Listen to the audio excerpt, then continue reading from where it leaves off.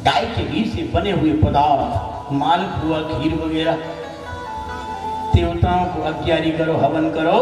देवता स्वर्ग से दौड़े चले आते, पितृलोक से पुरखा आ जाते महाराज उसकी सुगंध लेने के लिए।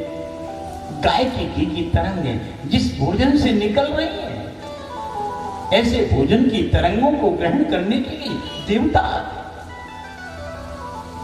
और उतना सुंदर भोजन इस शरीर को गलाओ, गाय के घी से बना हुआ सुंदर रबड़ी, मालपुआ, तस्मई खिलाओ, पुड़ी खिलाओ।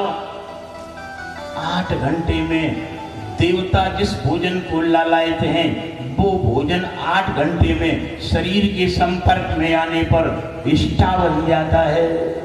बनता है कि नहीं बनता? बोलो ईमानदारी से। हम कोई बनी बनाई बात नहीं बोल रहे, आपके अनुभव की, आपके प्रैक्टिकल की बात बता रहे। जिस भोजन के लिए देवता स्वर्ग से दौड़े दौड़े चले आते हैं, वही भोजन गाय की घी को तरंग वाला आपके शरीर में पड़ गया। 8 घंटे में शरीर ने उसको विष्टा बना लिया, जिसको देखना भी पसंद नहीं करते महाराज, खाने की तो बहुत दूसरी बात। कितना अपावन शरीर है, स्पष्ट समझ में आ गया आपके अनुभव से। पावन से पावन वस्तु को ये शरीर अपावन बना देता है। बना देता है कि नहीं? बात पक्की कि कच्ची? बिल्कुल पक्की बात है।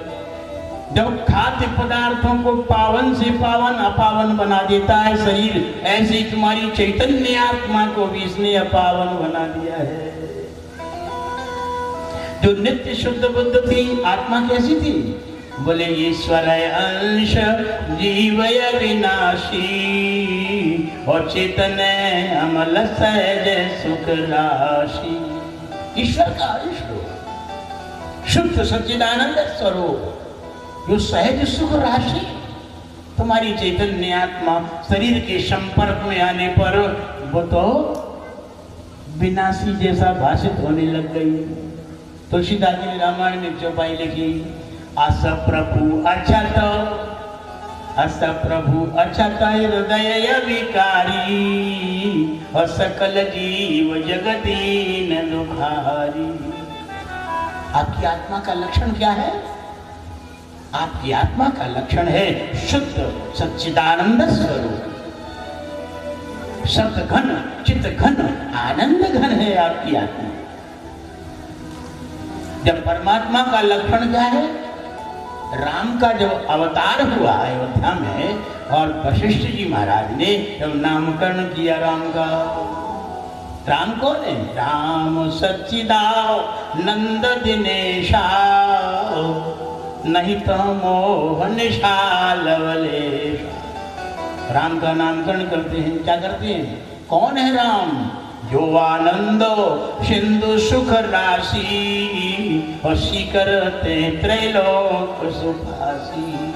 आनंद सिंधु, आनंद सिंधु, वो परात्पर ब्रह्म परमात्मा भगवान श्री राम, वो आनंद सिंधु की एक बिंदु से सारा विश्व ब्रह्मांड सुखी हो रहा है।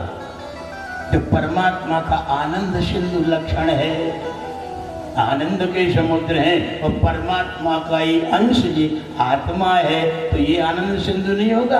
ये भी आनंद सिंधु है।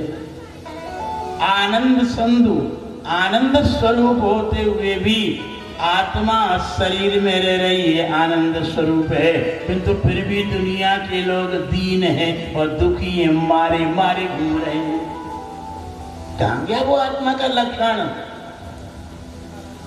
अस प्रभु अछत हृदय अभिकारी असकल जीव जगदीन दुखारी। वो सच्चिदानंद स्वरूप आत्मा आपके शरीर में रहते हुए भी आप दीन हैं, दुखी हैं, अविनाशी होते विनाशी मान रहे हो अपने को। इसका कारण एक ही है, वो परमात्मा अप्रकट है।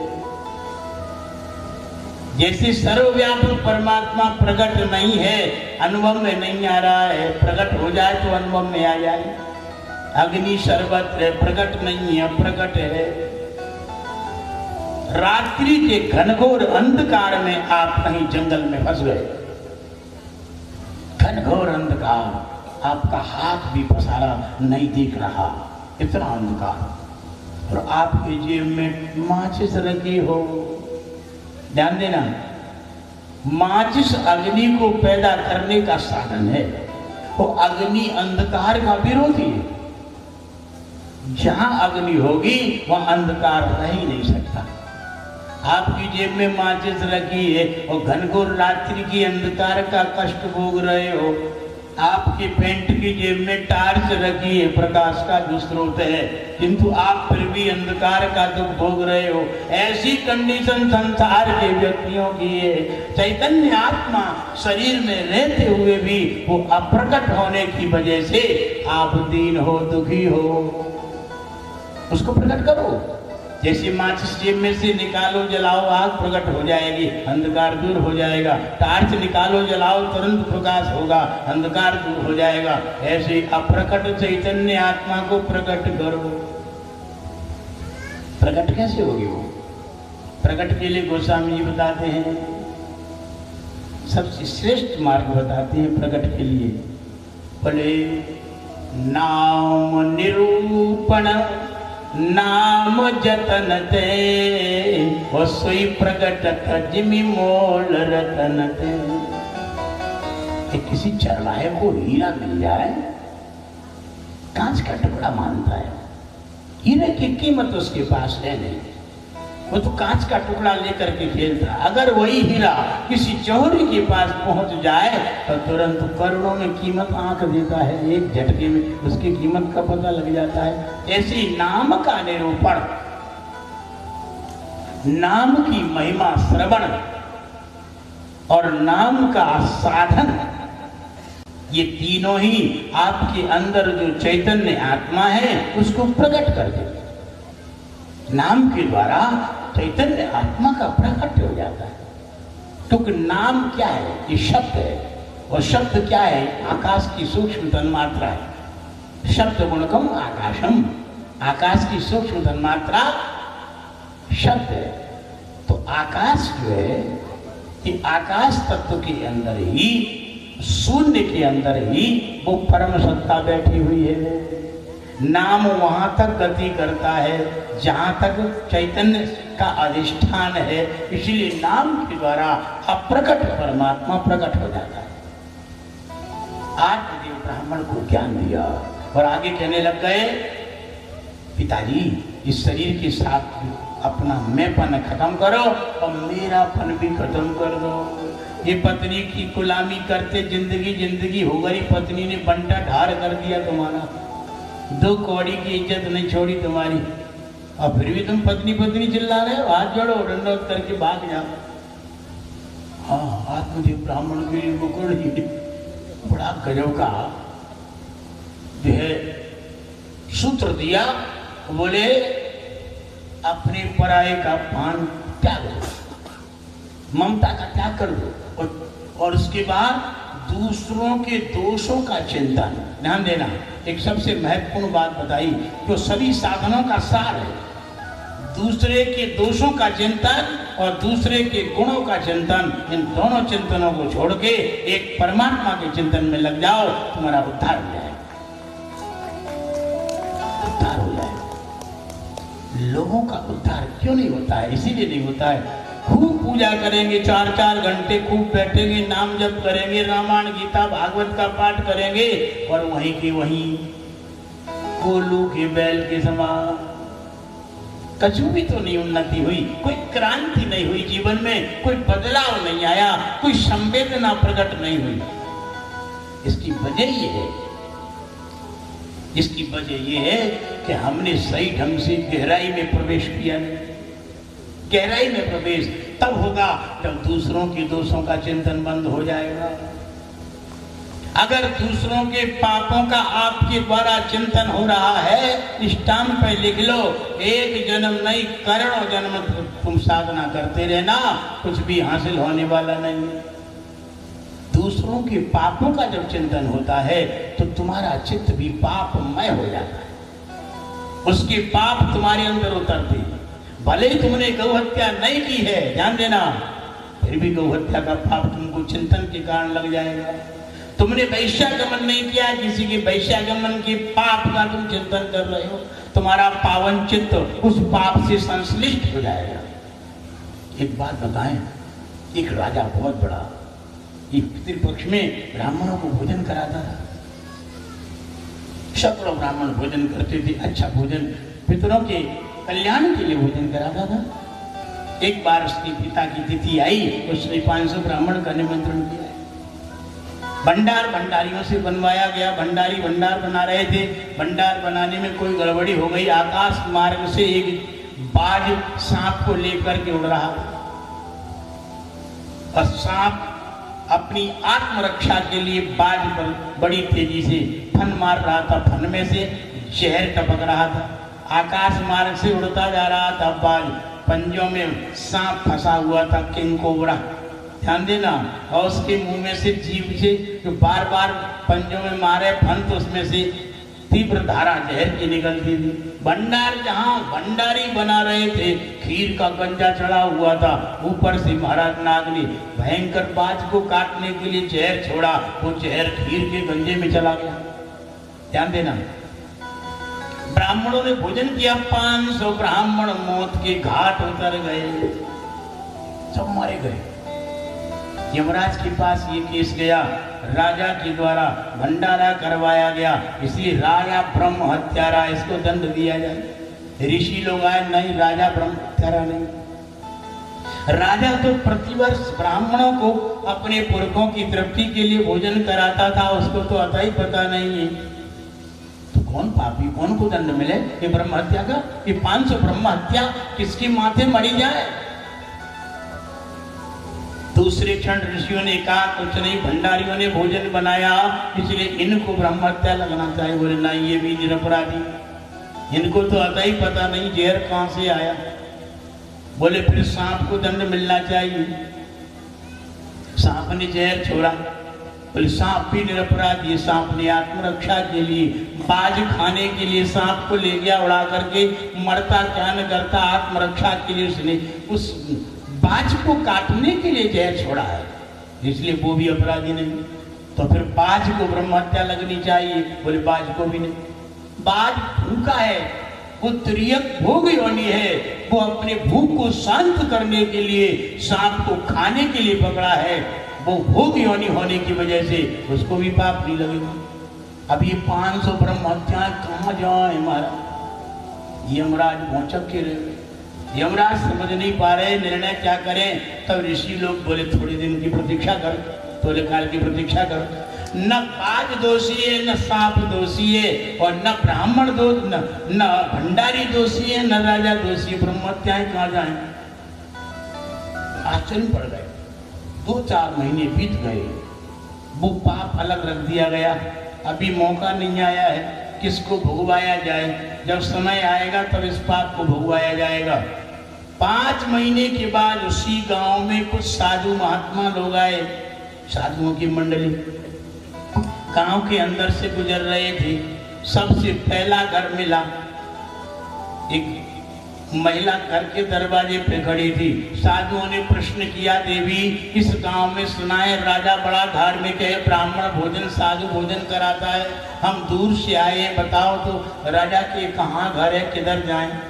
तो महिला बोली कि उसके बिल्कुल मत जाना, वो तो ब्रह्म हत्यारा, उसने तो 500 ब्राह्मणों की हत्या की। महिला ने इस तरह से कहकर के महात्माओं को वापस कर दिया।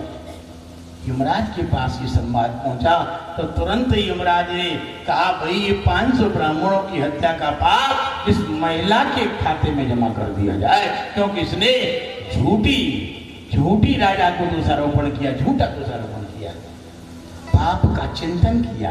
ध्यान देना, इसलिए उसके खाते में पाप जमा हो गया, महिला को भोगना पड़े। इसलिए तुलसीदास जी ने रामायण में लिखा, और करे अपराध को और पाप फल भोग, अति विचित्र भगवंत गत। ध्यान देना, अपराध कोई करता है और फल कोई भोगता है। इसका कारण ये है दूसरे के पापों का चिंतन करना। कभी भूल के मत करना प्यारे। अगर अपनी आत्म चेतना का साक्षात्कार करना है तो कथा ठिकाने लगाना है तो पापों का किसी का चिंतन नहीं करना। गोकर्ण जी अपने पिता आत्मदेव को बता रहे हैं, बोले पिताजी दूसरों के गुणों का और दोषों का चिंतन करना बंद कर दो, वैराग्य रस में लग जाओ, नित्य परमात्मा के चिंतन में आत्मदेव। गोकर्ण जी के कहने से घर से निकल के चले गए तीर्थ में। बोले मुक्तिम चले वे दशमस्य पाठा, श्रीमद् भागवत का 10वें स्कंद का नित्य पाठ करते हैं, भगवान का ध्यान करते हैं, भगवान के नाम का जाप करते हैं। आत्मदेव का उद्धार हो गया, कल्याण हो गया। घर में माँ है धुंधकारी और गोकर्ण ये तीर्थ यात्रा को चले गए। माँ की पिटाई लगाई, सारे जेवर बेच दिए जुआ में। माँ आत्महत्या कर लिया, कुआं में गिर गई, मर गई। अब घर में अकेला रह गया, बाजारों स्त्रियों को ले आया, बड़ा बड़ा पाप किया उसने। एक बार राजा के यहाँ डकैती डाली, महिलाओं ने सोचा, वैश्याओं ने, कि राजा को पता लगेगा तो धन भी लेगा, इसको भी मौत के घाट उतारेगा, इसलिए धन को बचा लें, इसको मार दें, अपन ही मार दें। तो पांचों ने मिलकर के उस धुंधकारी की रात्रि में हत्या कर दी, जमीन में गड़ा दिया और धन लेकर के भाग गई। स्त्रियों का बड़ा विलक्षण खेल होता है महाराज, कुलटाओं के चक्कर में नहीं पड़ना चाहिए। स्त्री दुष्टासु, बोले विश्वासु नहीं भी कर्तव्य हो, एक जगह लेकर दुष्ट स्त्रियों का कभी विश्वास न करे। स्थिति ये बनी। गोकर्ण जी को बाद में पता लगा, गांव वालों ने बताया धुंधकारी आत्महत्या, धुंधकारी की हत्या हो गई। गया में श्राद्ध किया, विधिवत गोकर्ण जी जैसा ज्ञानी कौन होगा श्राद्ध करने वाला। श्राद्ध किया और श्राद्ध करके वापस अपने जन्मभूमि के गांव आए।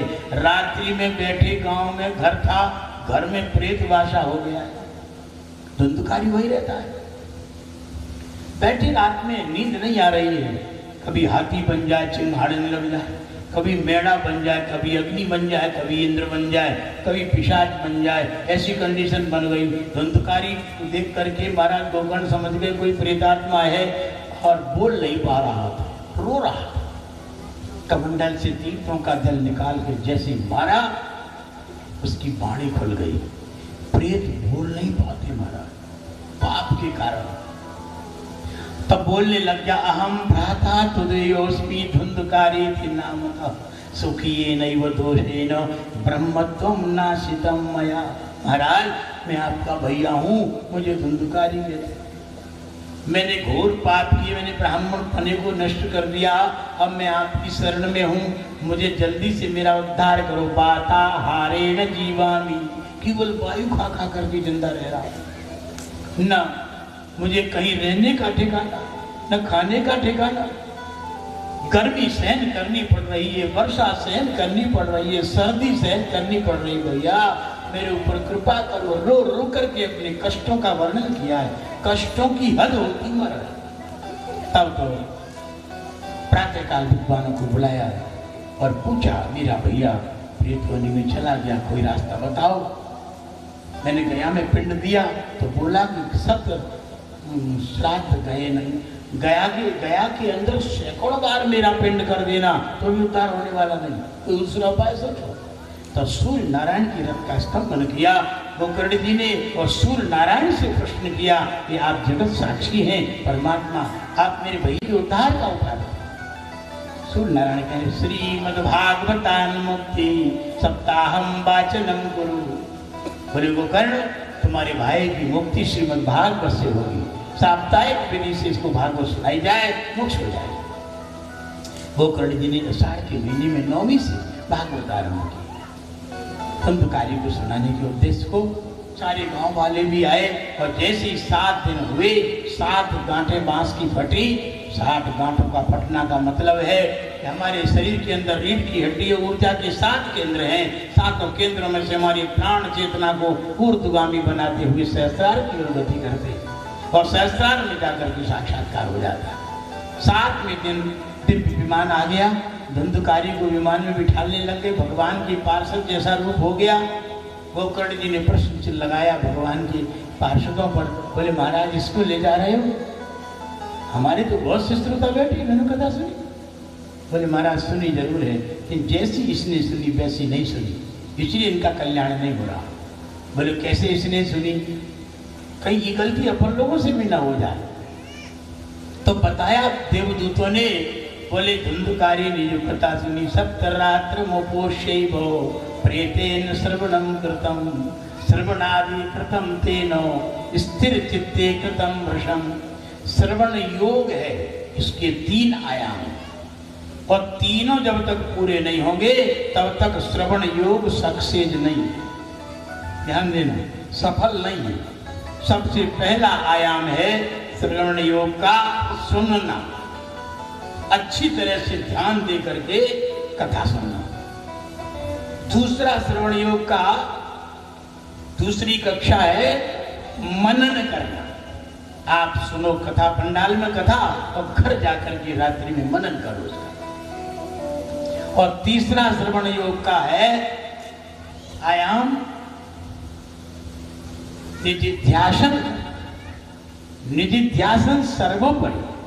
श्रवण योग में निधिध्यासन नहीं हुआ, निधिध्यासन कहते हैं निश्चयात्मिका बुद्धि, अपने अंदर उस बात की स्वीकृति, स्वीकार कर लेना। अभी स्वीकार होता नहीं है। स्वीकार जैसे आपने अपने नाम को किया है, स्वीकार अपने विवाह शादी संबंध को किया है, स्वीकार आपने धन को किया है, घर मकान को किया है, इससे बढ़ करके अपनी शुद्ध अहम में भगवान की कथा की स्वीकृति हो जाए, बस श्रवण योग पूरा हो गया। इसके बाद और कुछ जब तक ध्यान करने की जरूरत नहीं।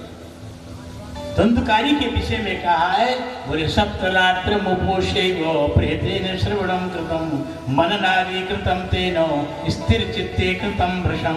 इसलिए 7 दिन निर्जल व्रत करके कथा सुनी, फिर घर जा रात्रि भर मनन करता रहता था, और इसके बाद निध्यासन किया। इसने मन में पक्का बिठा लिया, बस ऐसा ही है, विश्वास हो गुरु वाक्य, कोई बात में विश्वास हो जाना। ओहो, इसीलिए जा रहा है। आपके श्रोताओं से पूछो कि निर्जल व्रत करके कथा सुनी, सबके मुंह लटक दे दीजिए। मनन किया नहीं किया, निधिध्यासन किया नहीं किया, तो बोले महाराज कैसे क्या करें? तो उन्होंने 4 सूत्र दिए।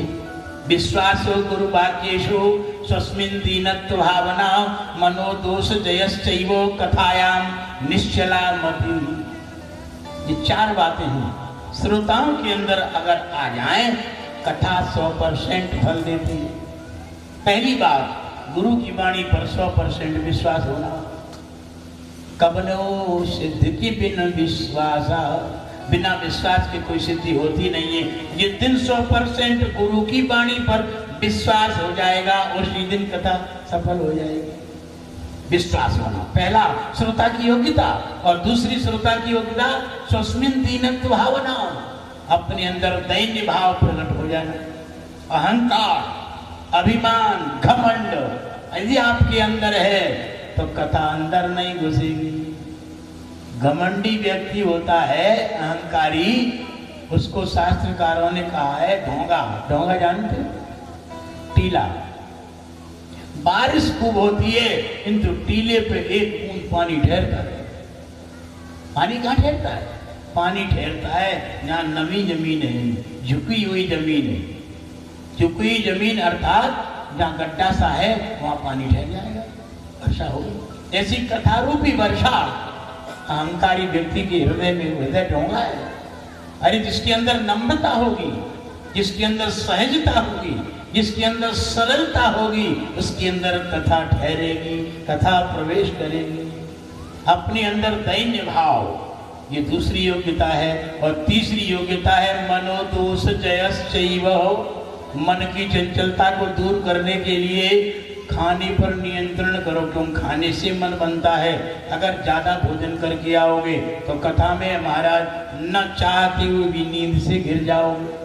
अन्न का नशा होता है, अन्न से मन बनता है, इसलिए भोजन पर पूरा कंट्रोल होना चाहिए।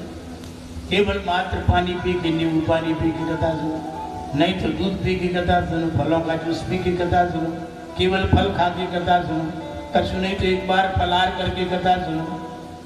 जितना आप सूक्ष्म आहार लेंगे, ये पक्की बात है, कथा श्रोताओं को विशेष नियम है, अगर जितना सूक्ष्म आहार लेंगे उतना ही कथा की सूक्ष्मता आपके हृदय में प्रवेश करेगी, आपका कल्याण कर देगी। आहार की स्थूलता आपके मन को स्थूल बना देगी, आपके नाड़ियों को चौक कर देगी। और चौथी योग्यता, कथायाम निश्चला मति। कथा में तुम बैठे हो, तुम्हारी बुद्धि दूसरी जगह नहीं जाना चाहिए, कथा में ही बुद्धि रहे।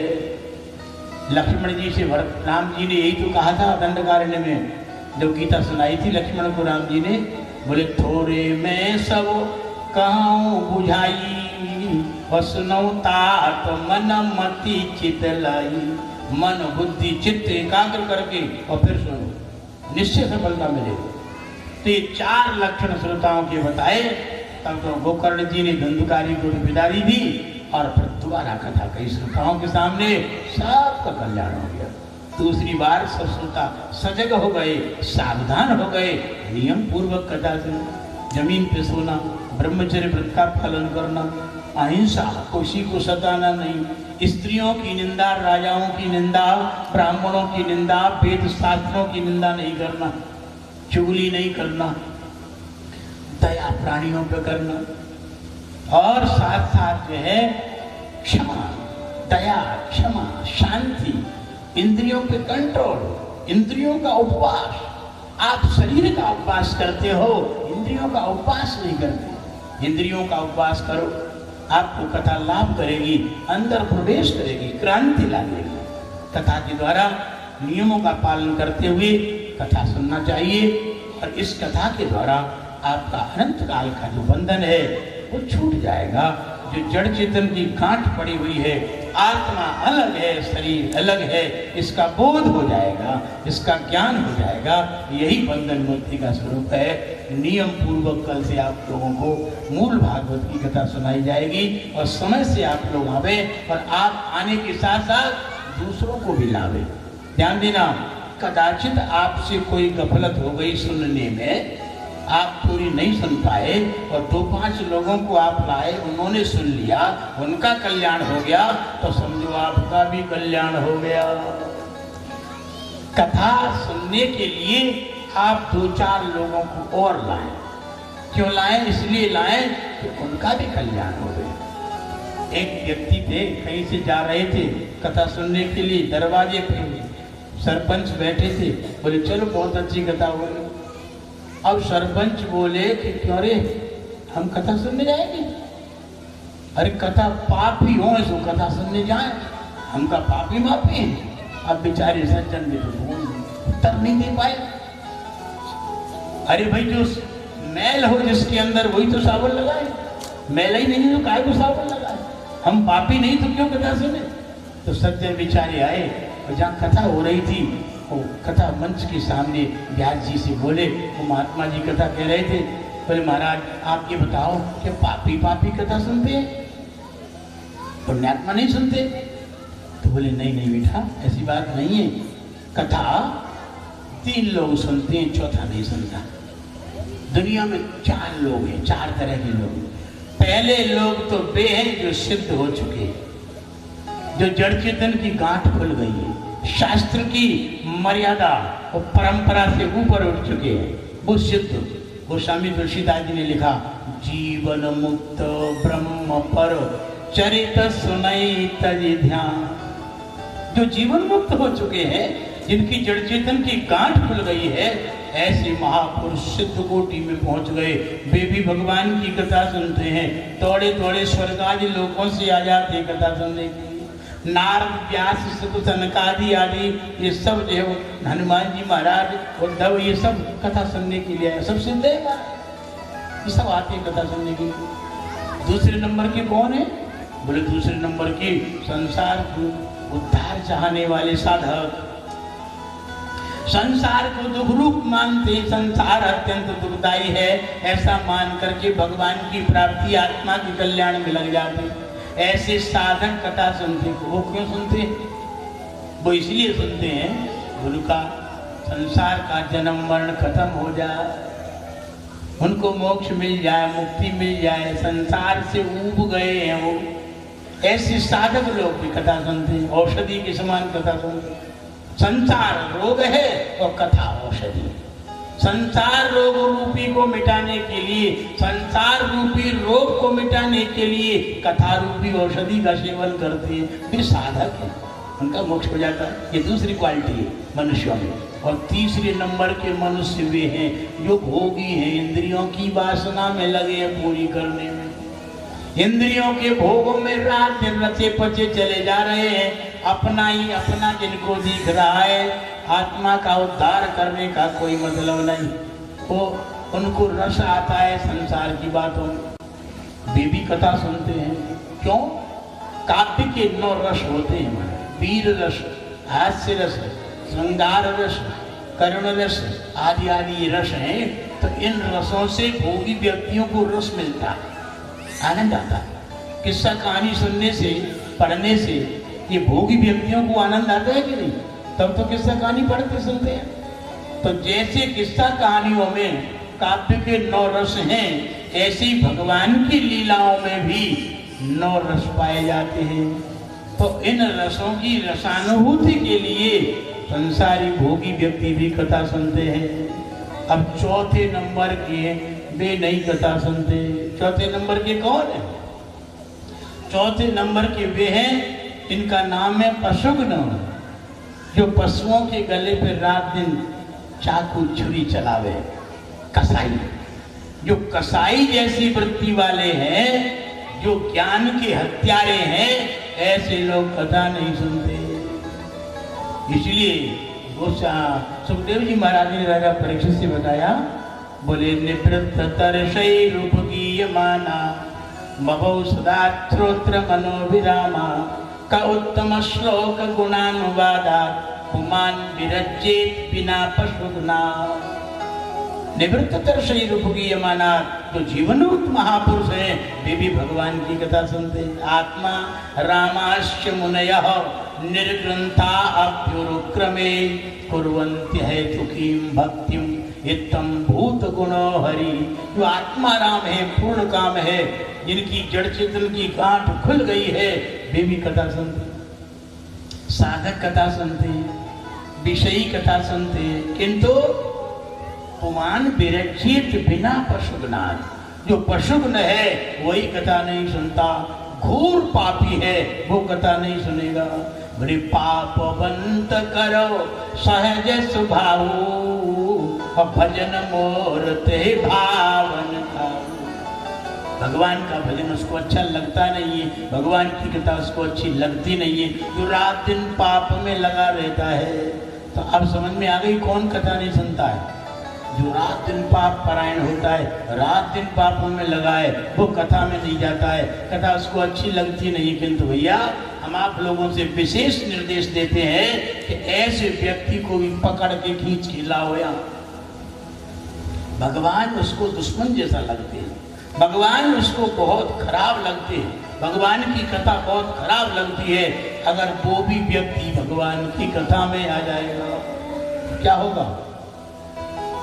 यद्यपि वो व्यक्ति अगर उसको लाने की आप कोशिश करोगे तो आपको गाली भी दे सकता है, आपकी बदनामी भी कर सकता है, आपको उल्टा भी बोल सकता है। कैसे? जैसे कि एक सन्न चढ़ी है किसी व्यक्ति को और डॉक्टर इलाज करने जावे, तो डॉक्टर इंजेक्शन निकाल रहा लगाने के लिए और सन्न वाले व्यक्ति पगल आ गया, उसने डॉक्टर को गाल पे तमाचा मार दिया, उसकी गलेवान पकड़ लिया, शर्ट फाड़ दी और इंजेक्शन तोड़ दिया, दवाइयों का झोला फेंक दिया, तो डॉक्टर केस करेगा उस पर? अरे डॉक्टर जानता है कि इसको सन्न चढ़ी है, ये सही होश हवास में नहीं है। असली डॉक्टर होता है, उसका इलाज करता है, क्योंकि उसके रोग के कारण उसने पागलपन उसके अंदर आया है और पागलपन में उसने तमाचा मारा है। उसकी बुराई नहीं मानता है, वो इलाज करता है। ठीक इसी तरह से अगर तुम किसी व्यक्ति से कहो और कथावाचकों की निंदा करे, कथा की निंदा करे, भगवान की निंदा करे, फिर भी हाथ पांव जोड़ के उसको ले आओ कथा मंच पर, कथा पंडाल में ले आओ, उसकी बातों की बुराई मत मानो, क्योंकि ग्रह गृहीत पुण्य बात हो तेपन बीची मारे बताए पिया वो बारू कहो का उपचार। पहले तो शनि की 7.5 लगी हो किसी को, और उसके बाद भी वायु की बीमारी और हो गई हो, लकवा और मार गया हो, पैरालिसिस, और इसके बाद फिर बिच्छू ने डंक और मार दिया हो, और उसके ऊपर से 1 बोतल ब्रांडी और पिला दी हो। अब बताओ उसका क्या इलाज है? ये कंडीशन हो गई महाराज संसारियों की। इसलिए कोई बुराई न मानते हुए उनको प्रेम पूर्वक लाओ, कथा मंच में लाओ। कथा भगवान की, उसके अंदर जो नास्तिकता आई है उस नास्तिकता को दूर करने की क्षमता रखती है। जैसे पित्त अगर शरीर में बढ़ जाए तो जीभ में कड़वाहट आ जाता है। हमको बुखार कई बार आया, उस बुखार में रोटी कड़वी लगती है, आपको भी लगी होगी। मिश्री खाओ वो भी कड़वी लगती है। अरे भैया, जिस रोटी से तुम इतने बड़े हुए वो रोटी कड़वी है? रोटी कड़वी नहीं है। तुम्हारे जीव में जैसे ज्वर के जोर से भोजन की रुचि जाए, भोजन की रुचि खत्म हो जाती है, भोजन कड़वा लगने लग जाता है, मिश्री भी कड़वी लगने लग जाती है, क्योंकि पित्त बढ़ गया है। ऐसी कंडीशन में तुम मिश्री को चूसते रहो तो पित्त समन हो जाएगा और मिश्री मीठी लगने लग जाएगी, भोजन में स्वाद आने लग जाएगा। आपको भगवान की कथा कड़वी लगती है, भगवान का सत्संग कड़वा लगता है, सुनते रहो। जैसे ही तुम्हारा पापों का जोर घटेगा, ध्यान देना, जब तक पापों का जोर है तब तक उछल कूद मचाएगा तुम्हारा मन, और पापों का जोर जैसे कथा के द्वारा कम हुआ और तुरंत फिर तुमको कथा अमृत के समान मीठी लगेगी। कथा का स्वभाव है पापों को दूर करना, कथा का स्वभाव है तुम्हारे मन को विश्रांति की कक्षा में लाना, कथा का स्वभाव है